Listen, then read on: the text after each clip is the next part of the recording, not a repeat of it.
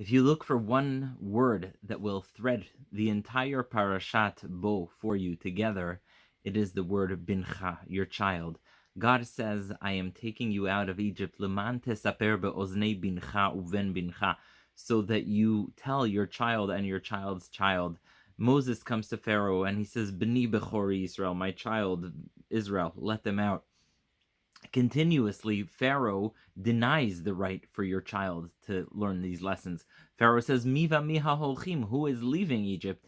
And Moses says, we are going with our children, our wives and our children. And Pharaoh says, no, lochen ela hagvarim, only the men can go.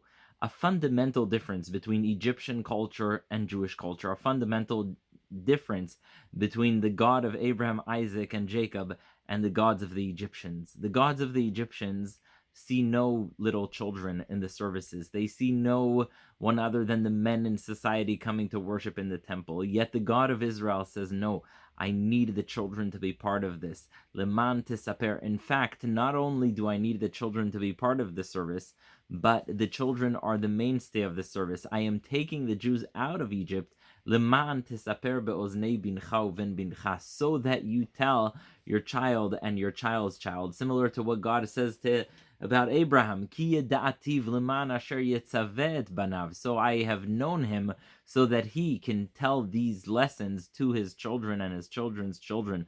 What a fundamental difference, what a fundamental lesson. Later on at the end of the Parsha, we have the famous 4 sons, right? V'hayaki shalcha bincha lemor, when your child will ask you. God says, look, this is not just a moment in history. This is a moment which you will teach on to your children and your children's children.